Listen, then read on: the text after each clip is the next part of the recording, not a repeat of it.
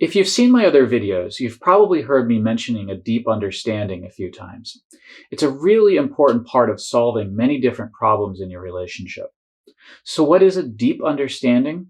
Well, DEEP is actually an acronym. D stands for differences. The first E stands for emotions. The second E stands for external stress. And finally, P stands for patterns of communication. How is this going to help your relationship? Well, keep watching to learn more.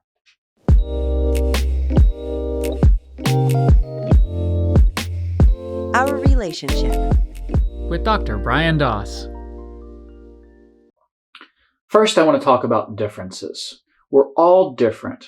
So, of course, there will be natural differences between you and your partner. These differences may create problems at times, but they can also be a source of enjoyment. They may have even been one of the things that first attracted you to your partner. Now, there are a number of common differences that create problems in relationships. But let me talk about 4 that are pretty common. And I'm going to go into detail about each of these 4. The first one is emotional reactivity. If you score high in emotional reactivity, it means that you react strongly to stressful situations, become anxious or unhappy more often.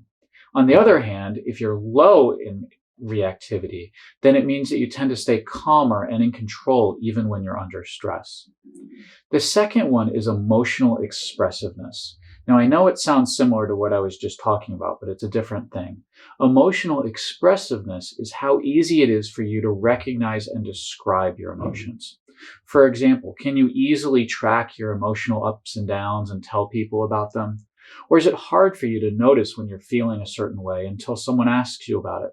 And then, once you notice your emotions, how hard is it for you to share them with your partner? If that's hard for you, you're probably low in emotional responsiveness. The third one is agreeableness. If you score high on this trait, it means that you tend to get along well with other people. However, if you score low, then you would tend to compete or argue more with others. And finally, the fourth difference is comfort with closeness. This refers to how comfortable you are being emotionally connected with others. Some people really like feeling emotionally intimate, and other people get almost claustrophobic or feel smothered. So those are 4 differences to keep in mind. Next, I want to talk about the first E in the deep understanding. That's emotions. Usually when couples argue about tough issues, there are 2 types of emotions going on.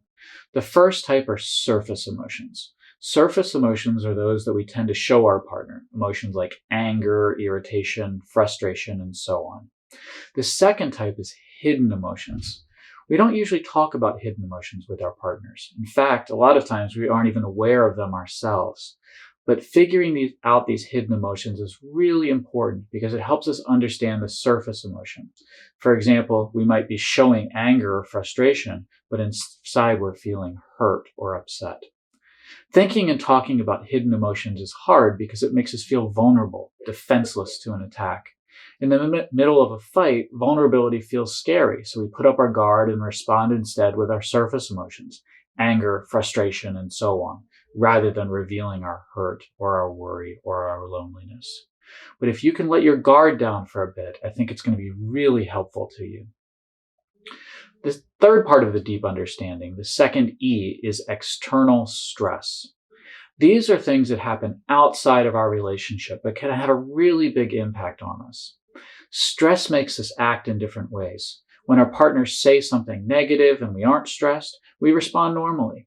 But when we're stressed, we tend to lash out at our partners. In fact, studies have shown that couples' ability to communicate well is cut almost in half when they're stressed. So we need to think about stress and the role it's having in our relationship. Stress also affects the way we think about our partners. When our partner does something we don't like and we're not stressed, we're able to think of lots of other reasons they acted that way. Maybe they were sick or tired, stressed, or maybe they had a bad day at work. We were able to think, oh, he didn't mean to say it that way, or she's just got a lot going on right now. However, when we're stressed, we tend to forget all about the other reasons our partner might be acting that way and focus on just one, that our partner's a jerk. Often, we don't realize our partner is stressed. All we see is our partner's behavior. which usually isn't all that positive when they're stressed. So that makes it even easier for us to attack them. Now, the final part of the deep understanding, the P in deep, is patterns of communication. Relationship problems aren't just what we fight about, but how we fight about it. There are 4 common types of communication that people tend to do. The first one is blaming or criticizing. The second one is avoiding or pulling away. The third one is questioning or interrogating our partners. And the fourth one is calmly discussing something. Certain combinations of these different behaviors are more problematic than others. For example, a really common communication pattern that couples get trapped in is a blame-avoid pattern. For example, you might blame your partner, which causes them to avoid discussing the issue, and that makes you blame them even more. And all of a sudden, you're not fighting about the original issue that was the issue. You're fighting instead about how you're fighting about it. And that's another problem you've got. But that's it. You now know what a deep understanding is. However, you have a lot more work to do. After this video, or when you have a chance, take the time to sit down and write out what you think the deep understanding is for your relationship. For example, what are the natural differences that get the two of you into trouble?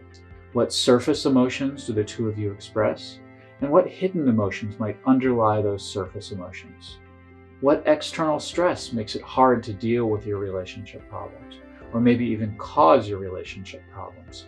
And finally, what pattern of communication do the two of you get into when you get into arguments about your relationship problems? If you can develop a deep understanding of your own relationship, you'll have a much better chance of coming up with solutions that will actually be effective in solving your relationship problems. So I really encourage you to do that, and I wish you the best of luck.